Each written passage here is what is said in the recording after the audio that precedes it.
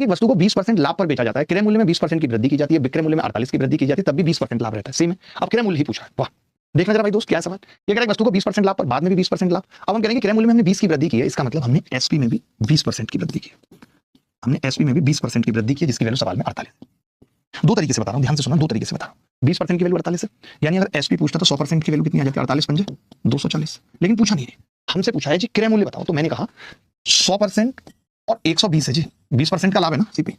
तो आप ये कह सकते हैं सीधे सीधे कि 120 की वैल्यू है ये, 100 की कितनी होगी? 200। ये उत्तर।